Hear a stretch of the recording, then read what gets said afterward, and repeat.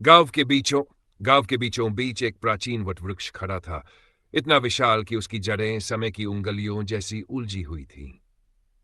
गांव वाले उसे स्मृति वन कहते थे, क्योंकि कहा जाता था कि उस पेड़ को उसकी छाया में कही गई हर कहानी याद रहती थी। हर पूर्णिमा की रात बूढ़ी दादी मीरा बच्चों को पेड़ के पास इकट्ठा करती और उन्हें पुराने किस्से सुनाया करती, कुछ खुशहाल, कुछ दुख भरे, लेकिन सभी जादुई। उनकी आवाज नरम थी, लेकिन उसमें एक ऐसी ताकत थी जैसे वह किसी और युग से आई हवा के साथ रहस्य ला रही हो। एक रात उन्होंने छोटे अर्जुन की कहानी सुनाई, एक जिज्ञासु लड़का जो कई साल पहले पेड़ के नीचे कहीं खो गया था। उसने अपनी इच्छाएं जड़ों में फुसफुसाई थी, दादी ने कहा, और पेड़ ने उन्हें सुना।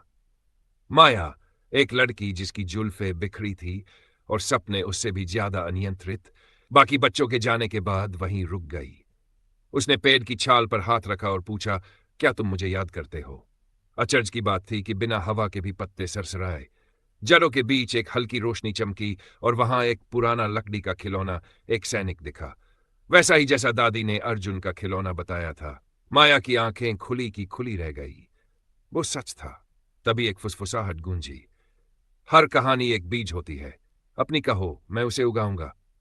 माया ने पेड़ से अपना सपना साझा किया, सितारों के नक्शे बनाना और नए संसार खोजना।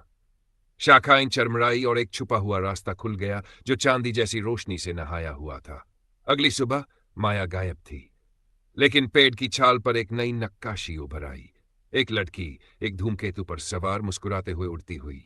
उस दिन के बाद पेड़ थोड़ा और ऊंचा हो गया और कहानियां थोड़ी और जीवंत, और दादी मीरा बस मुस्कुरा दी। उसे अपना रास्ता मिल गया, उन्होंने कहा, जैसे हर सपना देखने वाले को मिलता है जब वे अपनी कहानी पर यकीन करते